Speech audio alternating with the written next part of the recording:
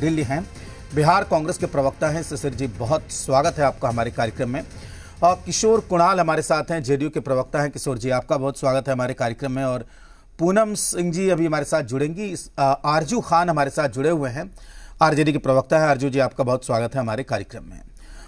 शुरुआत किशोर जी आपसे ही करेंगे। ये जो फैसला लिया गया, इसकी जरूरत क्यों पड़ी और इस फैसले में ऐसा क्या है जो इसके आप जिसको बारे में ऐसे कह सकते हैं कि जो अभिव्यक्ति की आज़ादी है या जो अपने अधिकार हैं उस पर ये किसी तरीके से कोई पाबंदी नहीं लगाता?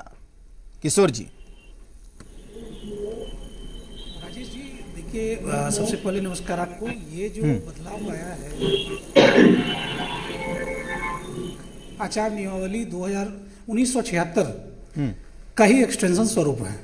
उस समय भी एक नियमावली लाई गई थी और उस नियमावली का मूल कारण ये था कि सरकारी सेवक के काम करने का एक तौर तरीका होना चाहिए, एसओपी होना चाहिए, उनका एक फिक्स्ड नियम होना चाहिए, नियमावली होनी चाहिए। और अभी जो डिजिटल प्लेटफॉर्म को जोड़ा गया है, आज के दौर में डिजिटल मीडिया के इस्तेमाल को ध्यान में रखते हुए उसी नियमावली में मामूली बदलाव करते हुए डिजिटल प्लेटफॉर्म को ही उसका एक हिस्सा बनाया गया है। मैं यहाँ पे बिल्कुल स्पष्ट कर दूं कि सोशल मीडिया के इस्तेमाल को बैन नहीं किया गया है, बल्कि संतुलित इस्तेमाल और नियमतः इस्तेमाल को प्रमोट करने की बात की गई है।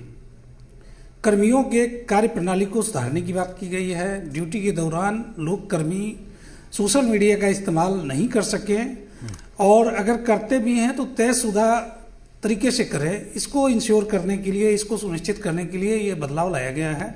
जिस प्रकार से विपक्ष के लोग इसको बैन के तौर पे प्रचारित कर रही है, मुझे लगता है कि उन्हें समझने की ज़रूरत है और होमवर्क करने की ज़रूरत है।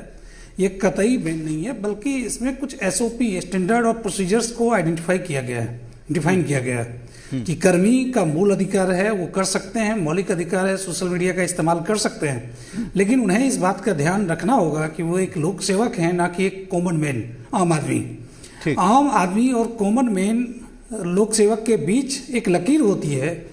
उस धुंधली पड़ती हुई लकीर को साफ करने के लिए, दिखाने के लिए, जनता के बीच फिर से दिखने के लिए इस नियमावली की जरूरत पड़ी है। आए दिन देखा गया है कि जिस प्रकार से पुलिस कर्मियों के द्वारा रील बनाया जाता रहा है, आए दिन देखा गया है कि जिस प्रकार शिक्षकों के द्वारा रील बनाया जाता रहा है।